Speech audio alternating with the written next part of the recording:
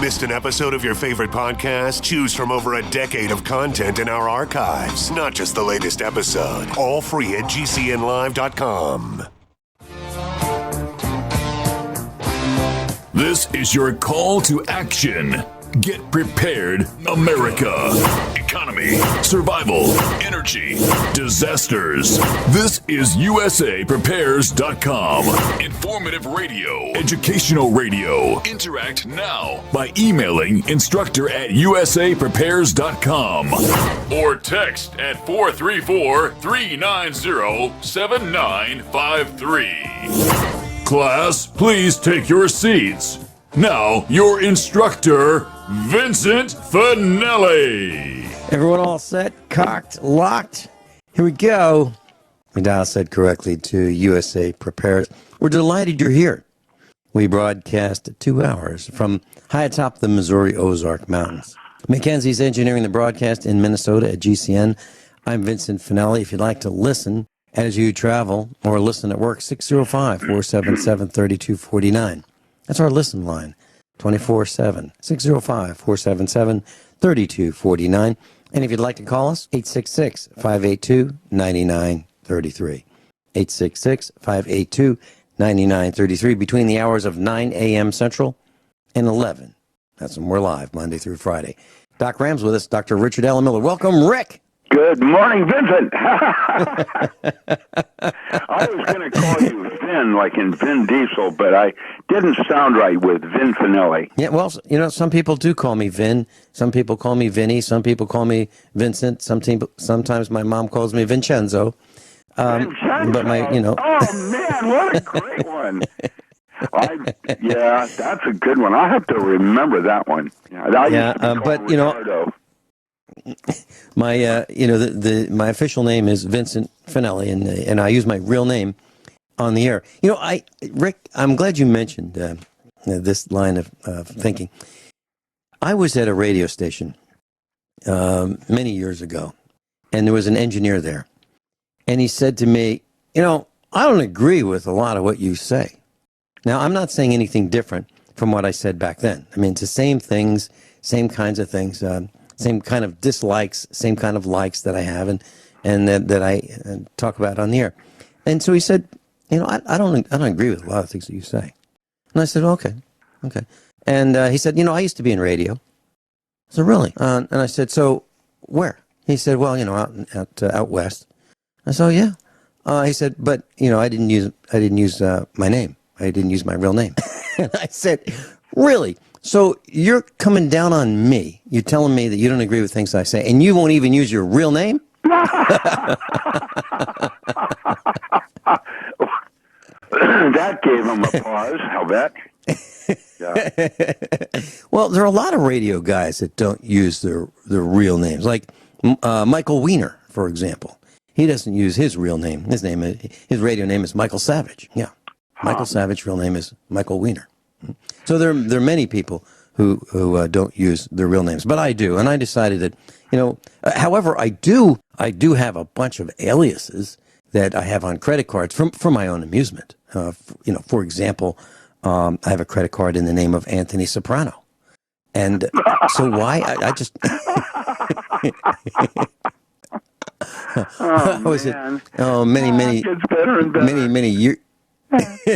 many years ago, I was at the Olive Garden restaurant in Springfield, Missouri. I mean, many years ago, maybe like 5 or 6. And so I paid the bill, you know, gave the waitress my credit card, and the manager came over, and he knelt down at the table, and he goes, "That's a really cool name." And you know, it's Anthony Soprano. Anthony Soprano. So, you know, when I go out, I don't necessarily want to be identified, so I may use, you know, an alias. I've got all kinds of aliases. Now it's for literally for my own amusement. And this guy was very serious. Now, what do you do when somebody comes over and says, "That's a really cool name, Anthony Soprano"? So I just said, "Well, you know, thank you very much." I mean, I didn't say, "Hey, you want to get one too?" All you have to do is, you know, call your credit card company and say, and do what I did, and just say, "I need another credit card, you know, another card on my account." Okay, what name is that? And then spell out Anthony, Last name Soprano. Okay, good. Now, why is that possible that you can do that? Well, there are many families who have stepchildren, and the name may be Smith. The family's name may be Smith. The father's name may be Smith, and the child's name from a previous marriage may be Jones. So the father may say, I'd like another card, and he might use the son's new name. The son may get change names. So it's entirely possible and it's practical, and it makes sense. So in my case, it was just for my own amusement. However, sometimes it causes problems, Rick. And for example, I had a friend that had two children, and this guy called his children Dweezil and Moon Unit. Now, yes, you're talking about Frank Zappa. I do him, by the way. And he called us. Now, what are you going to do when you want to go get a Moon Unit? Get a grip, man. What a job. That's hippie days. And, so, my name's really Moon Unit. I mean... Now, so Frank, Frank, you know him? I do, yeah. Okay, Frank, I never told you this. Incredible. He's like David Bowie. He's a trendsetter. He set the tone of certain kinds of music that will be historically remembered. Yeah, trouble coming every day. Right? That's right, man. And around every corner. I'll tell you. Yeah. I don't know if I've ever told you this, but Frank Zappa was one of my instructors at the university. Really? Now, there is a really good teacher. That guy was actually very smart. Yeah, he was incredibly smart. If I remember correctly, he was against... He had more than music going for him. Yes, he was. I believe he was against smoking, smoking tobacco, if I'm not mistaken. But enjoying it. That was the whole deal back then. Yeah. Just like it is with cell phones today, and the 5 gigahertz that they're using for the bandwidth that we're going to now use. The reason they're using these toxic things is they can get more information on a single line, and that's what it's all about, information.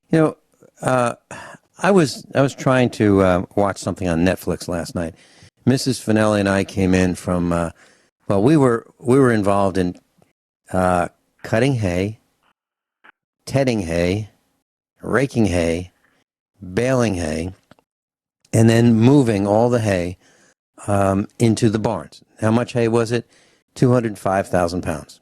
That's what we did, starting after the broadcast on Friday. Just finished last night, getting it into the barns just before the rain started last night. And that was our plan, and we did it and got all the equipment put away. And I was exhausted. I mean, literally, I'm sore. I'm from bouncing around, being beaten up by the tractor, and 100 times. And everybody was, all 3 of us, our son and Mrs. Finelli and I, were just shot. So we wanted to watch something on Netflix, and so we have this DVR player, and we click on it, and it says, attempting to connect to Netflix and so forth. There are three processes it goes through to connect, and it was having a really, really tough time. And it would time out, and it would time out, and it would time out. And I got to thinking about that while I was sitting there, trying to get Netflix to connect. And I don't know why I was so interested in watching Netflix last night, but I wanted to watch Quantico. I wanted to, another documentary. The new season? Yeah, another documentary on the FBI. There's House of Cards, which is a documentary on the White House. There is Madam Secretary, which is a documentary on Secretary of State. And I believe that, when I say documentary, I'm talking about how corrupt these institutions are. And in the FBI is Quantico, and how corrupt and what they do to their people. It's miserable what they do to their employees and so forth, and trainees. Well, I wanted to watch that, and it was impossible to get connected to Netflix. However, it was possible to get. We have a computer, that we could go to right next to there, and that worked fine. So it wasn't the router, it wasn't our wired it's browsing network. And the cookies that they're now using. I can't use Mozilla. I often use Tor browser, so nobody knows where I'm coming from. but I have to use Internet Explorer because it will allow all kinds of crap. And that's the only way when you're private browsing. I have now learned, thank you, Russell. Russ Runge came and spent a week with me and set me up with better security. And this morning, I've had no less than 100 attempts at my website under admin. And I'm going to say, I had no clue how wide open most of us are with Wi-Fi and what it does to your bandwidth and what it does for your neighbors, allowing them to peek on you, not even talking about federal government and or creepy, nefarious places like Russia. And they're all doing it, just like a dog, licks its genitals. Why does it do that? Because it can. Ukraine and Pakistan are in the front lines, but I'm getting stuff out of Canada. Oh, guess what I have is stalkers and things. There's all kinds of things going on, and it's hard to vet who's what anymore, because like with Tor browser, I can look at you coming into you live from India. I was talking to anywhere I want to now. I was talking to a young man who told me that he was in a police car, and I believe this young man. I know him pretty well. He said that he was in this police car, and this cop was going on a personal errand. Went to buy something, for his personal consumption. He was making a special trip to some guy's farm to pick up this thing. And this young man happened to be in the car with this Not cop. in the back seat. No, just in... No, in the front seat. Just going for a ride. Just kidding. Not handcuffed. Just kind of as a friend. And they were going down the highway at 110 miles an hour. And the cop turned to this young man and said, "You know why I'm going 110 miles an hour? Because I can. Yeah. That's the kind of stuff that makes my blood boil. Reckless endangerment of everyone around, including the cop, the young person to his right in the front seat, and everyone else. Reckless endangerment. And that's something else I want to talk about today, Rick, carelessness. It seems to be like a contagion. Everywhere. Yeah. We'll be right back. Doc Ram, Dr. Richard Allen Miller, DOCRAM.com. The Real Fox Mulder. Doc Ram's with us, Dr. Richard Allen Miller. So, Rick, I want to venture into a little bit of carelessness. And I find it aggravating. And it literally makes my blood boil. One of the things that I have to do as a farmer is, of course, grow hay, grow grass, and bale it. And it's kind of a satisfying and rewarding thing once you finish with your hay, and even while you're processing grass and making it into hay. So the reason we do it is so that we have the ability to survive the winter with our cows. And we, as farmers, make sure that we have enough hay to winter our cows. One of the fields that we grow hay on is a quarter of a mile down the road.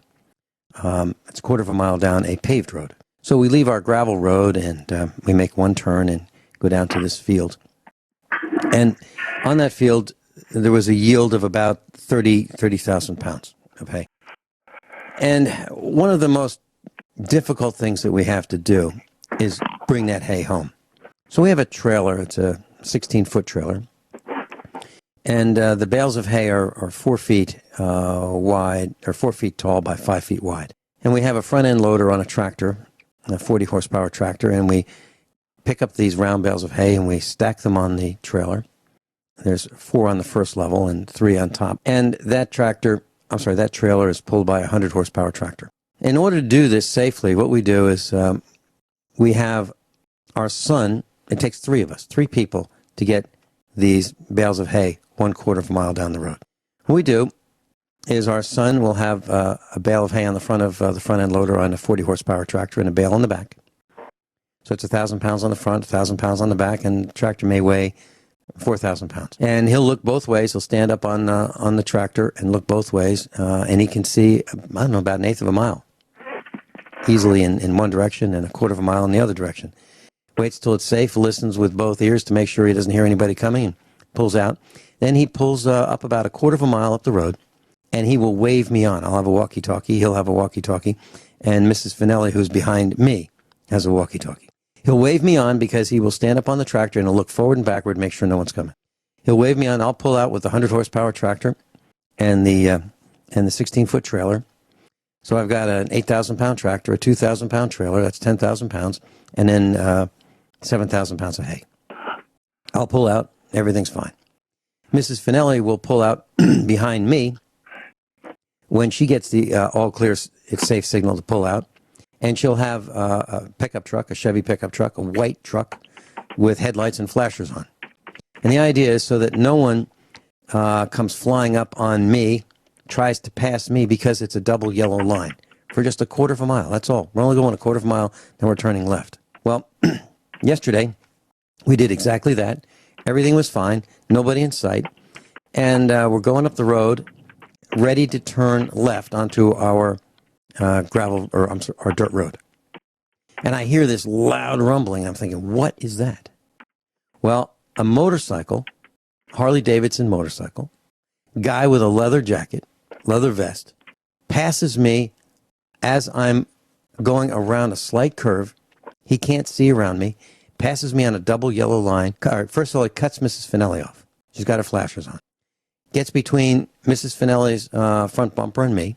And Mrs. Finelli was, within a couple hundred feet. Rides my tail, passes me on a double yellow line, cuts me off on the tractor, pulls in front of me, and just as my son is turning left onto our gravel road, this guy wants to pass him on the left, just as my son is turning.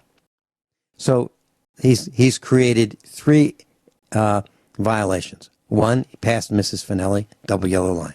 Two, passed me, double yellow line. Three, goes to pass my son on a double yellow line on a curve.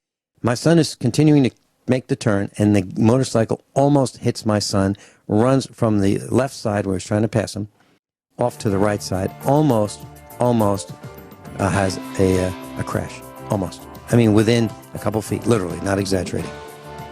And the guy yells to my son, my bad, what a moron.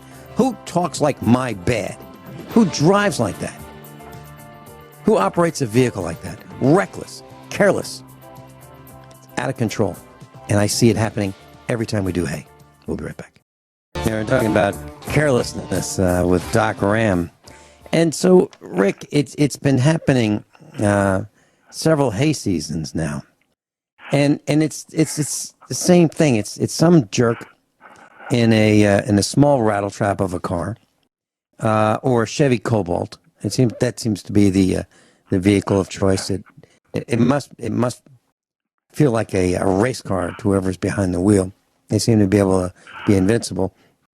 And total disregard for traffic rules. Total disregard for double yellow lines, no passing zones. Total disregard for safety and just common decency. And it's not just that. I mean, the reason that Mrs. Finelli follows us is to protect us from these jerks, and it happens over and over and over. And it's the most terrifying thing that we do. The problem is the city people that want to live in the country and don't get what country living is truly supposed to be about. Slowing down and being more courteous. That is absolutely correct. And that's the difference. And what's happening is you're now seeing signs of the time where everybody is feeling a little edgier. And as we feel a little edgier, it's going to break down more and more and become more and more apparent. And right now, I've got friends that are suggesting that this new eclipse of the sun, is going to be a trigger for money and the Bitcoin and all the rest of what's happening right now. Cliff High and his spider calls are starting to suggest that what you're seeing in the impatience of people is it's happening here locally. We have a new editor in our paper, but his choices of what he thinks are important for the locals to know about is interestingly slightly different than, old guard. And his thing is showing all the different accidents that are happening just in our local little area, as you know, a shootout from road rage, and 30,000 Grants Pass. They had a shootout in front of the newspaper from road rage. Mm-hmm. I mean, you know, everybody is feeling it, and it's going to get worse. And that's why you don't do anything hostile, because you don't know what that other person's response is going to be. Well, you can take it in, but you can't react, because if you did that in L.A., it's like trying to go into a store to rob it. Everybody in that store is armed. Well, I was fit to be tied. You know, I was fit to be tied yesterday. My son, when he more too, unfortunately, not less. It's everywhere. I saw the left rear wheel of my son's tractor come off the ground as my son jockeyed the tractor to avoid having this guy crash into him, literally. Yeah, and it almost caused my son to flip his tractor, which would have caused me to crash into my son. I had a car and here's at Weimart, and I would have had a 5-car accident, and I hit the brakes, and I missed everybody by less than 1 inch. And she just kept on driving, didn't even acknowledge. It's happening everywhere. And you're just meditation. It's unacceptable. I don't want to go out. I don't want to travel. I just want to stay home. Believe me. Shoot them off the road. That's how they'll do it in the future. Well, you know, Rick, I thought about that scenario. Literally. I'm kidding. Here's what came to my mind. Mock gun turret. That ought to slow them down. Make it look like a cardboard thing. 50 caliber. Here's what came to my mind. The people who live in villages, who are reckless and careless and throw their trash out their windows, and you know that we see over and over again, just being a blight. You know, when society comes apart, here's what I was wondering. Are they going to be the first to go? Are people going to say, you know what, I remember that guy. He was such a problem then. He's a problem now. I will just get rid of this problem. I wonder if that's what's going to happen. Yeah. Well, I mean, I'm not advocating it. When we broadcast, and the vets, when they get a hair up their behind, because of what's going on with Trump and this creep of suing him, like I said last week, they're going to try to discredit him, and then they're going to try to assassinate him. And it's not right. Even if he's not a very good person, and you feel that Clinton's even better, unfortunately she's not, but if you think so, that's valid. The problem is trying to assassinate him, and the Prime Minister of Australia came out in mocking of him. What do you think that does to the solid concepts of being an American? It's disgraceful. It is absolutely. Like I'm ugly, like in the old days, the ugly American. Yeah, it's disgraceful what is happening. Well, we have these people who have been selected for office, and they're saying all these many evil things about our president. You know, I think we've got a guy who's really trying. We've got a guy who actually made it. He's going to do his own bed. You can count on that, just like Putin is. But you know, he's a criminal. We have a guy as leader, if you will, of our country, who is a businessman. Okay, he has made it. He's done better than Hillary Clinton, Bernie Sanders, the community organizer. He's done better than the golfer. He's done better than the golfer's wife. By the way, I was doing tractor therapy, and I was thinking, poor Omar, the tent maker. You know, who is he going to sell his designs to now that Michelle is out of the White House? Who is he going to sell his clothing line to? Yeah, really. Yeah, really. You know, it's nice. I was thinking as I was doing tractor therapy, it's really nice having a pretty first lady. You know what? It really is. It is wonderful. It's nice having someone who wants to put America first, rather than, you know what, let's take America down a few notches because, we're doing a little better than, some other little countries. So let's take America down. No, let's make America great. And I think he was absolutely right. And I stand with him on making America. He's going to make Trump great. That's no question, because there are questions about his impropriety with mixing business and his government position. Now, whether or not here's the bad news. Both the Democrats and the Republicans are wings on the same bird. And the problem is neither of them are serving America today. And that's the problem I'm having with all of it. Yeah, I don't want to even vote. I mean, in the last presidential election, voting I did not vote. Having control again. Well, wait a minute. Wait. So, from my understanding, Hillary got the popular vote, but Donald Trump was selected. So, regardless of whether I voted for Donald Trump or not, it didn't make any difference because he was selected, and we've been told that the Electoral College made that decision. We didn't make that decision. Now, maybe in the local area, maybe my vote might count. I don't even know that. I really don't know. I don't trust a single. We had a thing again, a seventh attempt to fund prisons here in Grants Pass, and the first 6 times was unanimously voted down no, because our law enforcement is illegal. And yet this time it passed. How could it pass?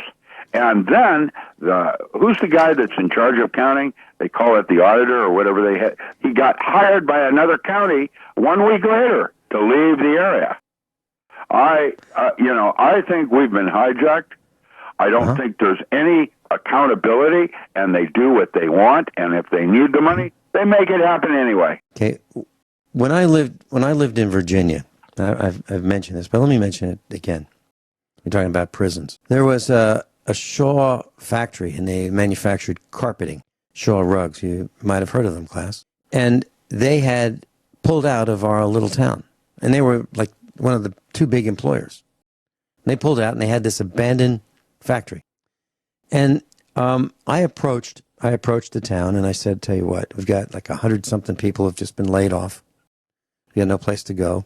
I have this computer manufacturing company. I'll give them 49% of it. I'll give every laid-off person stock in our company. I will train them. I'll train every single person, customer service, manufacturing, inventory, every part of the business. I will train them. And they will become owners if they survive like a year or 2. And I said, all we want is Shaw has abandoned this building. They're paying tax on it, and they've walked away. So they give us the building. I give the employees who have no jobs, no future. I give them ownership and a job, and we use their unemployment insurance for 6 months to carry them until we start being able to generate revenue. Very simple plan. They laughed at me. They told me I was nuts. So I said, okay, I give up. So I gave that plan up. Well, what happened with that Shaw factory was they decided, the town's, what would you call them? The town fathers decided that it would be really good to turn that into a private prison. It was a factory, and they were going to turn it into a private prison. And so they took a little vote, and they asked a few people, would you rather have a $100 a month water bill? They asked a couple senior citizens, maybe 10. Would you rather have a $100 a month or more water bill? Or would you rather have a little prison over there? Just, for the short-term people. And so they got a few people to say they'd rather have a prison. Then they said, well, the people want to have a prison. They want it. So we're going to bring in a prison. Until the rest of us learned about it, and we fought it, and we beat the prison. Because we didn't want to be known as, oh yeah, I know where you live. That's the town with the prison, right? We didn't want that. We'll be right back. Now we're talking about the Shaw carpet people. And Rick, what the plan was, as I learned, and this may not be right, but I believe it is, that they had this building, and they wanted almost free prison labor. So what the plan was let's put a private prison in this little town that has no money, and we'll claim that we'll create 120 jobs. And they led the villagers of our little town to believe that 120 jobs would be created by turning this abandoned blight, this building, into a private prison.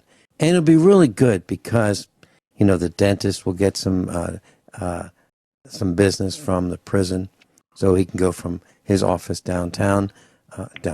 There's like 10 businesses in the town. To a quarter of a mile away and go pull a couple teeth in the prison, and then go back to his regular practice. There'll be some groundskeepers, there'll be some prison guards, and it'll be a wonderful environment, a wonderful campus, because the people who would be incarcerated there would be the short timers. They'd only have 9 months left to go, maybe a year, maybe 6 months. And why would they want to cause problems if they only have that much time to go? Well, the plan was to use their labor in manufacturing. So private prisons operate for-profit businesses in many circumstances. And so let me just read you a headline. This is the Wall Street Journal. I guess it used to be respected. I don't know if it's still respected. Berkshire Unit. That would be Berkshire Hathaway. Warren Buffett, that organization. Berkshire Unit finds it broke Canada trade laws over prison labor. This is an article in January 2012. Shaw Industries, and by the way, that's the name I mentioned, Shaw. Shaw Industries Group Incorporated, a carpet and wood flooring maker owned by Warren Buffett's Berkshire Hathaway Incorporated, has quietly acknowledged that it broke Canadian trade laws by exporting hardwood flooring to Canada that was partially made by prison inmates. Now, I can't read the rest because the Wall Street Journal has decided that I need to subscribe in order to read the rest of the article. I'm not going to subscribe. But all I did was, during the break, I typed in on the search engine, Shaw, private prison labor. And that was one of the search results that I got. So what I'm telling you is true, class. And I've been involved in several fights in my life, big fights. One of them was stopping Shaw and a private prison company from coming to our little village in Virginia. Another fight was stopping Allied Waste from turning land on top of an aquifer in our county into a dump. We stopped that. And it got accepted by another county. They were just so delighted to have this enterprise, this trash enterprise in their county, until they got it. And then they realized what a huge mistake they made. Because once you dump trash on the land and it starts leaching heavy metals and toxins into the ground, and it ultimately leaks through the what would that layer be? They put like a rubber plastic layer down to contain some of the leachate. Ultimately, it perforates it and leaks into the groundwater. There's no question about it happening. It's just a question of when. So they've decided that what a mistake they made. Yeah. So can you fight these things? Absolutely. What does it take? It takes organization. And what are these companies that want to prevent you from being victorious and stopping them? It takes vigilance. And you'll be infiltrated. You'll be threatened. Shots may even be fired at your house. They were fired at our house. That's why I carry a gun. I carry a gun 24/7 because shots were fired at my family. Yeah, it's absolutely true. I didn't start out carrying a gun, but I carry a .45. And now you know why. Because we were attacked. We were attacked for defending our homeland from a prison and from a dump. Yep. So big industry. Big industry is not always your friend. And who was not our friend? That'd be Shaw, the private prison industry, and Allied Waste. Now you know. Doc Ram and I will be right back. Everyone all set? Cocked? Locked? Here we go. Hour number 2 of USA Prepares. Doc Ram's with us. Rick, I was looking at a post last night. It was very disturbing. And that post was about a fire in London. And it was a 27-story building, 27 stories. And the building was called the Grenfell Tower. 12 people died. I have never seen a building burn like this one. Never in the United States have I seen an apartment building catch on fire with the outside engulfed in flames so quickly. It's very, very tragic. And this building was built in the 1970s. And there was a $12 million renovation to the outside. And they attached something called this cladding, C-L-A-D-D-I-N-G.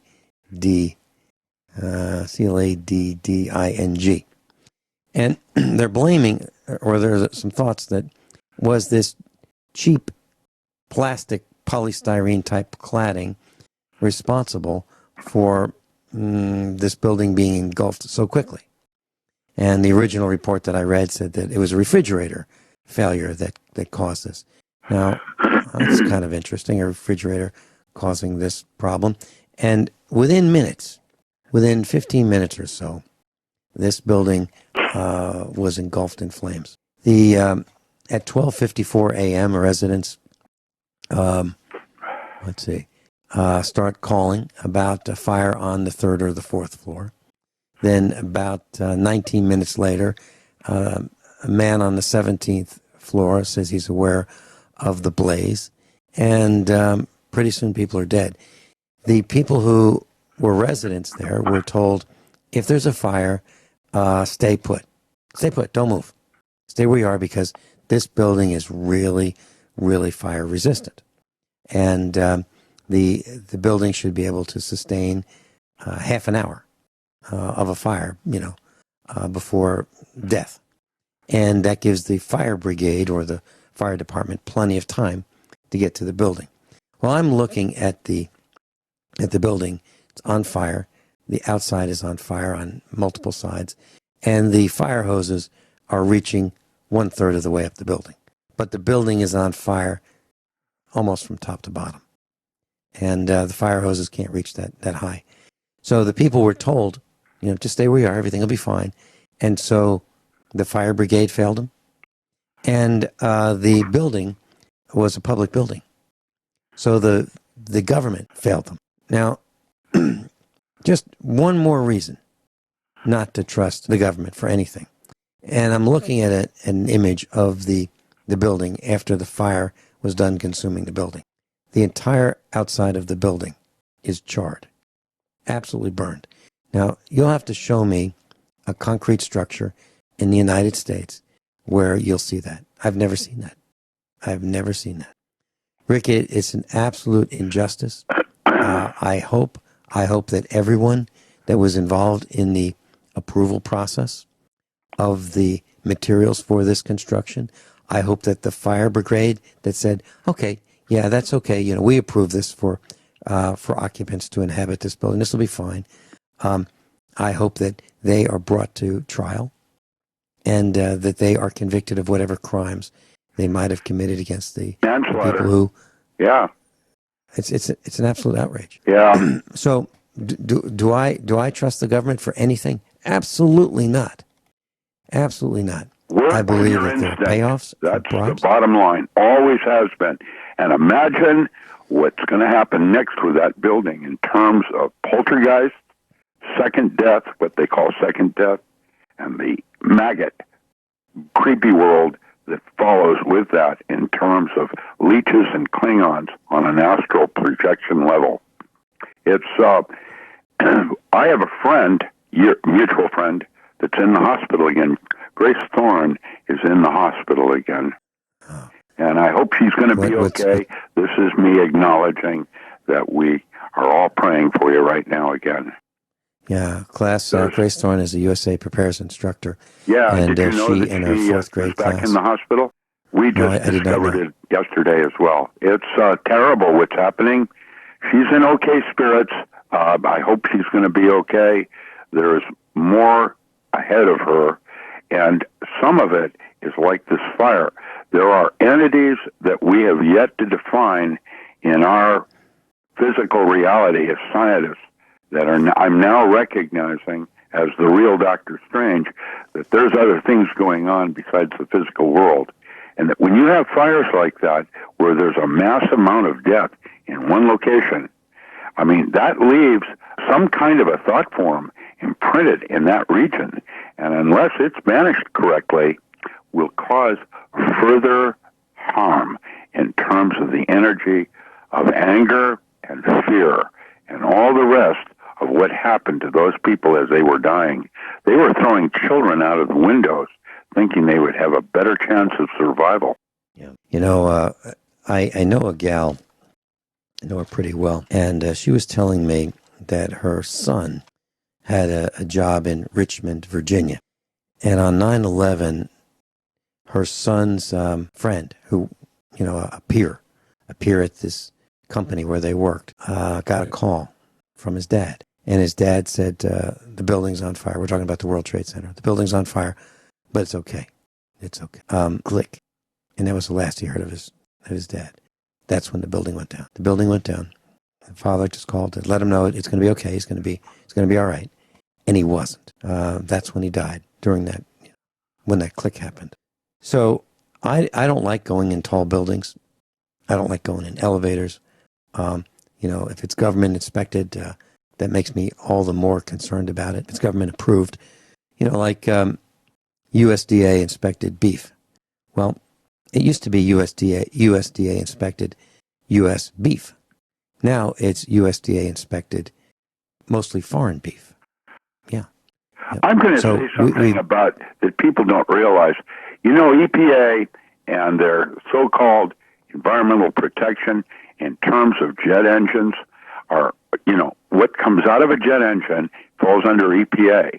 What comes out of the aircraft itself, like chemtrails, is not regulated by anybody. Did you know that? There is no accountability for what they pour out of an aircraft, just out of the engine itself. That's the law and the way it's been written, and there is no accountability on who's dumping what. And anybody can dump anything, and there's no monitoring of that. Did you know that? Yesterday, Rick, it's interesting you say this. Yesterday, I was in our pickup truck, and I saw this large, sharp rock in the road. Now, this was a piece of road that was really sharp, and that the next vehicle that went over it would probably pop a tire. No question in my mind. It was like a triangular-shaped rock, pointy side up. Large rock, the size of my fist. And it was safe for me to pick up this rock, so I picked up the rock, and I put it in the truck. Now, what do I do with this rock? Well, I got on our dirt road, and there's a huge ditch. It's like 4 feet deep. Literally, 4 feet deep. So I threw the rock, which is part of the road, into this ditch where it would cause no harm. Actually, I was contributing to filling up this dangerous ditch. And what went through my mind was, I'll bet you, if there were a cop there, I would probably receive a ticket for littering. And I was thinking, now what would I say? Are you kidding me? There was this hazard in the road. I picked up this hazard, and I helped fill in this ditch. And I'm getting a ticket for this? Are you serious? So it's interesting perspective. Now, it wasn't like I was throwing an aluminum can, which other people do, which drives me crazy. And they throw their lunch wrappers and their McDonald's bags or whatever they happen to have from fast food joints, they throw them out the window. And I have to pick them up. Why? Because I can't stand the sight of it. But it's all about perspective in some cases. And my concern was that I would get a ticket or cited or hauled into court for what I did, which was prevent someone from having a blowout based on this county rock being in a county road. Rick, microfibers. Wait a minute. Let's blow that up exponentially to the next level of the hologram and talk about Fukushima and the dumping that's happening now in our oceans, and the fact that just this morning they're reporting that their 40-year plan for containment has failed. Okay. Where do you think this is going to go across the board with nuclear power plants that are now being new ones going in, with no accountability of how you're going to clean it up later. It should something happen. And then you move to the New Madrid fault line, which you currently enjoy, and the fact that there are 20 older, more than 20-year-old nuclear reactors on that fault line that are all leaking now, and no plan for containment. You mentioned Fukushima. There's an article that I was reading last night, and the article says stunned fishermen catch harbor porpoise with 2 heads off the coast of Netherlands in a world first. The bizarre creatures share one body but have 2 separate fully grown heads. They are the 10th co-joined twins in the of aquatic mammals ever found. 2 heads. Dr. Ram is with us, Dr. Richard Allen Miller. If you'd like to go to his website, docram.com, that'll take you to his Facebook page, and that's where you can find his books and you can peruse some of his offerings, and if you'd like to buy them, you may do that. Rick, I'm looking at an image of this porpoise, and it has 2 fully formed heads and a main body and a tail. So it's 2 heads looking different directions. It's not photoshopped. It's for real. It's a real porpoise. Now, this is not the first. We've had calves born even down the road from us in Rogersville, Missouri. Let's say 50 miles or so. There's a calf born, and it had a hoof coming out of its head. There are other calves that have been born with more than 4 legs. I have an article here from a few years after Chernobyl, downwind from Chernobyl. There was a horse, small horse born with 8 legs. And these are, it seems that there is a relationship between radioactivity, radioactive fallout, and these deformed births. There is a story of a baby.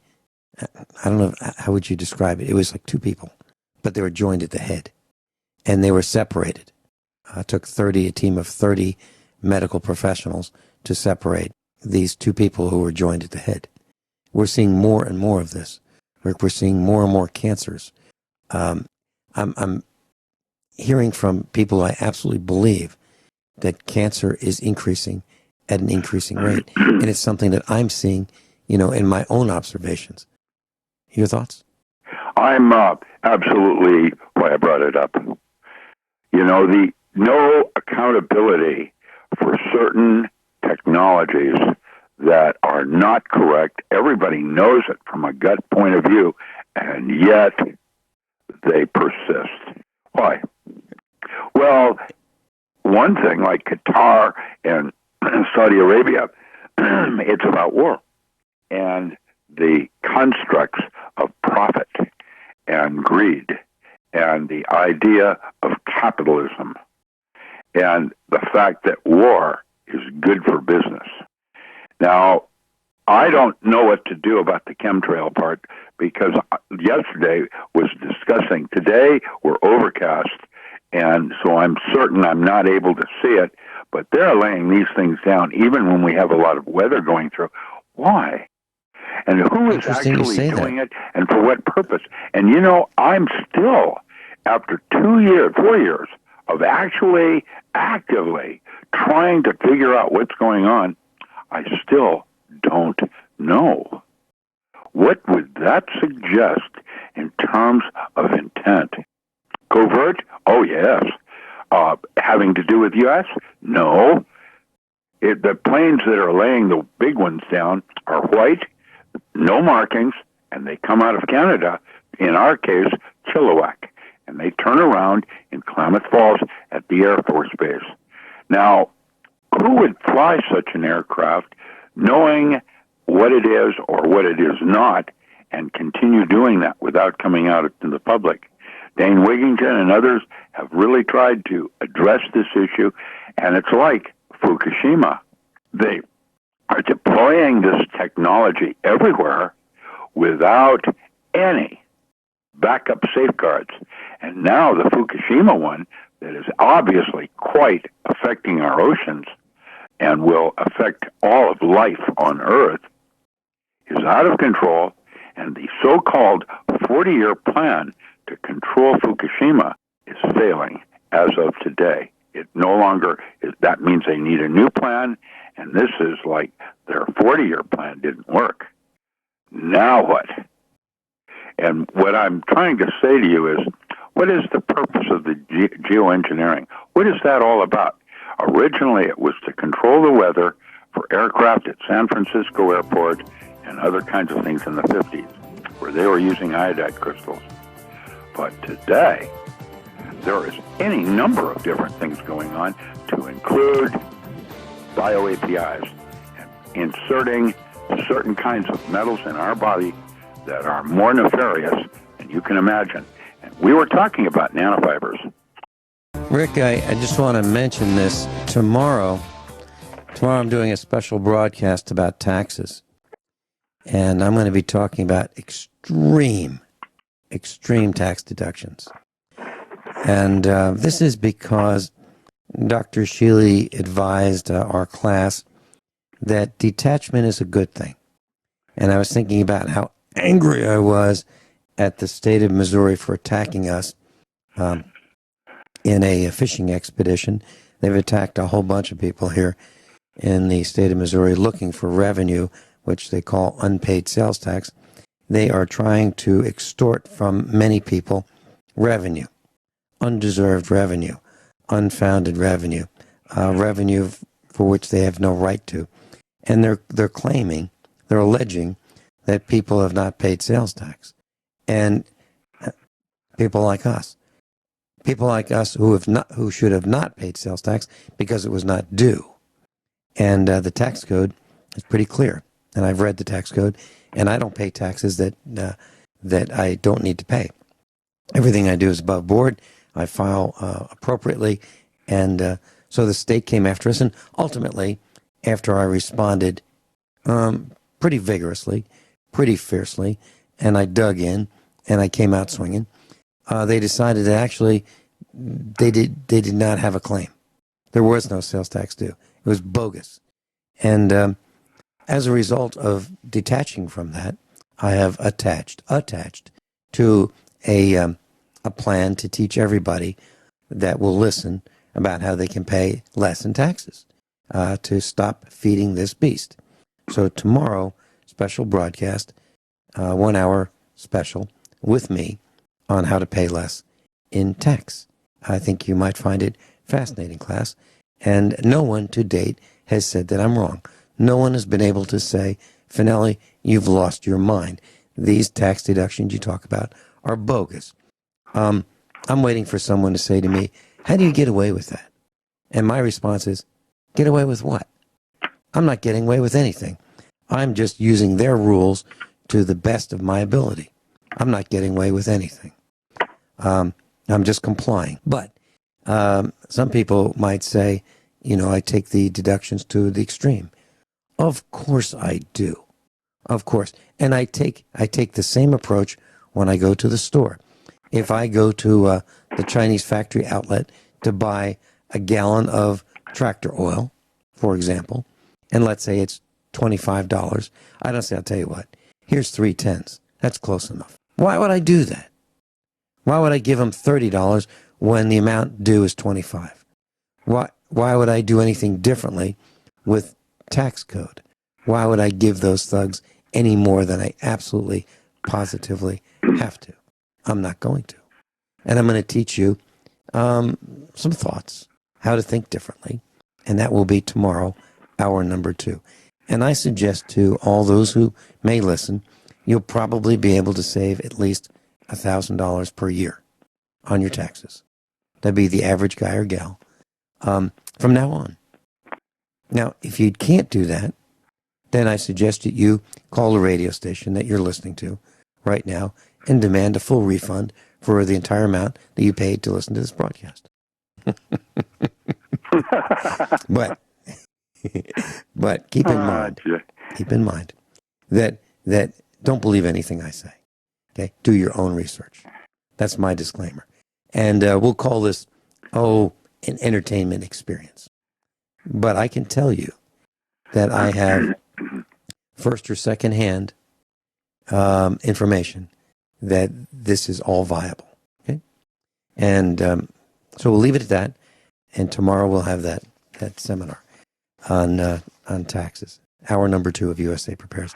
And Ron Gibson, if you could do a special YouTube post on this, and we'll call it Extreme Tax Deductions, paying less in taxes, and you can put my name on it, Vincent Finelli. Microfibers, Rick, you mentioned, these nanofibers. They are extremely dangerous to us. And one reason is these microfibers end up in our food supply. We're talking about fabrics that we have in our clothing, and we wash our clothing, and then our clothing gets rinsed, and the wash water and the rinse water goes down the drain, and we don't have to worry about it because it's gone down the drain. But smaller animals think that these microfibers are food, and they eat them. And then these little plastic balls in toothpaste, like Crest has a toothpaste that has these micro balls in it to help keep your teeth clean, but they get under the gum, and they cause irritation, and they can cause gum disease. Who thinks of this stupidity? Who thinks that we should put these micro balls in facial scrubs, and they get in our pores, they get under our skin, and they cause problems? Who thinks of this nonsense? And who thinks that these fibers that we have in our clothing, these newly developed technologies and fibers, don't end up going down the drain? How is it possible? And the same lack of thought, or the same carelessness, or the same recklessness is like in Fukushima. We're going to have a nuclear reactor, and we have waste that is a part of this that we have no idea what to do with, and it's dangerous forever. But that's okay. Think of it like this. So you're the guy that designs an internal combustion engine. You make the first one, and you start it up, and smoke bellows out the exhaust system. And you're choking and coughing. You can't see that? You can't see that this is a problem? You can't see that there's got to be a better way? You can't see that the guy behind the exhaust pipe of this engine is going to get sick? It's not obvious? People need to be imprisoned for polluting the planet. It's impossible for us to escape the planet right now. We can't blast off and leave safely. Not that I know of. I can't buy a ticket for that. Rick, your thoughts? Well, it's as we become more aware of our ways of being in terms of our environment and our relationship to the environment, we are going to begin to notice variations on how we may want to reconsider what we do and why. Soap, for example, is basically a wetting agent. That means that it takes and causes water to thin itself out in being able to get into a crack or crevice. Sudsing agent, that's what we call it. And we have natural products in the woods called soaproot and other things that are sudsing. And yet we would use artificial soaps that are extremely toxic to the environment as a way of washing. Have you noticed your waste pile where all the trucks have been dumping plastic? And how the one like in Eugene, Oregon, it's near the freeway, has turned into a literal mountain where the truck that's on top of it is a little dot. And that's Absolutely. How many trucks did it take to get there? And I watched it grow each year. And I went by there last week, and there it is, growing still. And it's the size of a mountain now with a truck on the top of it that's a little dot. Mm-hmm. Eugene, Oregon. And the companies who do this, they will set up a corporation for that particular site. I'll So, for bet example, it's the same organization that we have here, Allied Waste. well, Allied Waste, number 2. They're the number 2 organization. Yeah, BFI is number 1. Started out of New Jersey as the mafia. That's what does our waste handling now, is the illegal or older mafia have moved into no longer doing slots and numbers. Well, they're probably doing that too, but now they're doing waste management. It's smart. Yeah. Smart business. Yeah. Interesting terminology. Waste management. It's not waste remediation. It's not waste repair. It's not waste recovery. It's not waste. It's management. They're managing it. They're putting it in piles. It probably could be used with solar energy into some form of energy. But we're not doing that with nuclear radiation. We're not doing that with plastic. And that's DuPont, by the way, plastic. That's why DuPont became the second richest, because of plastic. Everything is overpackaged. Have you noticed how difficult it is to get something out of a thing you bought from China? Well, Excuse me. It's China. Sorry. It's pronounced China. I love Saturday Night Live and Spitzer. Listen, man, Saturday Night Live is back. Strong and great. And it's all just so wonderful to watch the satire of it all. Rick, the packaging. At least we can laugh. That's, it's good for my health. It's terrible. The packaging you're talking about is dangerous. You're talking about this clear plastic packaging, this over-packaging. The way they would package something so that it is somehow protected from the environment. I noticed that when I open my bread, it gets mold 5 times faster than it used to. Why? Well, they're no longer using these preservatives. They're packaging it that way instead. But nevertheless, where did the mold come from? Richard, Dr. Richard Allen Miller. Yeah. I'm looking at an article that was in. I can't even read the name of this newspaper, but it was August 14th, 1912. There it is. And it says the coal consumption is science notes and news. Coal consumption affecting climate. This is 1912. The furnaces of the world are now burning about 2 billion tons of coal a year. When this is burned, uniting with oxygen, it adds about 7 billion tons of carbon dioxide to the atmosphere yearly. This tends to make the air a more effective blanket for the Earth and to raise the temperature. The effect may be considerable in a few centuries. That's the end of the article. 1912. We'll be right back. Doc Ram's with us, docram.com. George in New Hampshire's joining. Welcome, George. It's always good to hear your voice. Hi, Vincent. I appreciate it. And hi, Dr. Rick. Hi there. Welcome, as they say. I just wanted to say a couple of things, if I could. One is, I knew there was this Chinese gentleman, he might have been American Chinese, that he had a machine, they showed it on television a couple of years ago, that did take him out to where they had these floating masses of plastic bottles in the ocean, and I believe there's possibly as big as the state of Texas, a region, I believe in the Pacific, where the currents just pull all the plastic bottles of the world, among other things. But they said there's this huge mass of plastic, and he would run it through this machine, feed it in, and it would extract oil. And the residue left over would be about 50%. Yeah, I saw that. Now, what are plastics made out of, Dr. Rick, if you don't mind me asking, Vin? What's that? I know plastics, so what are they, oil-based? But I heard there was soy. What would be the leftover after you remove the oil? Dyes, let's see, extenders, and other creepy things in small quantities, color. Dyes, there would be, and there are different kinds of dyes. They do things too, just like they do to everything. I don't know about the two heads, but they certainly could make them different colors. I don't know. There's a lot of things that they put in plastic to make it stronger, to make it this way, to make it that way. They add additives. That's the word that's used, additives. And with the technology, the way it's developed today, who knows what that should be? I mean, I can only imagine.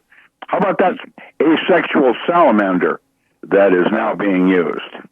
They've generated a salamander that can eat certain kinds of things. It's creepy where we are going with epigenetics and the relationship of the outside to the inside. I'm always looking at the bigger picture, and it's creepy. From a scientific point of view, I'm going to step back a minute and take a closer look because it's kind of creepy why we're doing what we're doing. You know, in one sense, I could say to you, I think we're being terraformed right before our eyes because the changes that are happening today are way faster in terms of one moment to the next than ever in history. And that's just in technology and our growth of understanding of something. And now they want to mess with our genomes? Well, I think John Regan, I think yes, John. Vincent, that John, there's a man who deserves a doctorate. He should be given to him honorarily. But he said that when he tracked back a lot of these agendas that we see coming into being now, he says he found in every case there was like a satanic connection. And, you know, you mentioned the two-headed dolphin. Do you realize in the Middle East, right, but do you realize in the Middle East, if you look under depleted uranium birth defects, they're having children with horrendous birth defects that, including the two-headed syndrome, combined with a lot of horrendous things that if you were to check it out, I just recommend that you do so not too close to mealtime because I could only last maybe a few minutes looking into some of the pictures. They were that horrible. But I think I figured it out. I think I figured out where it's all going. There's a book called The Lost Books of the Bible, The Forgotten Books of Eden, and they were accounts that just weren't incorporated into the Bible as we have it today, although they were recognized as, you know, legitimate documents. From Qumran and other, you know, credible sources. Yeah, yes. But they said it was from the ancient, you know, Israel that they said a lot of these traditions, but they just didn't have room to confine it all within the volumes of one book. Oh, I'm sorry. I guess we're coming to an end. So, yeah, we're nice talking to time. you, gentlemen. George, feel free to call back. It's always great to have George in New Hampshire on the air with us. He's a USA Parsons instructor. And I appreciate you, gentlemen, and all your staff. Take care. Thanks so much, George. Rick, well, that's another 2 hours. Just like that. 2 hours that went so quickly. My prayers go to Grace. Yeah, our prayers go to Grace and John Regan and his family, and hopefully we'll be hearing him soon on the air. Rick, thanks so much for being with us, class. Above all, honesty and integrity. What happens next is up to you.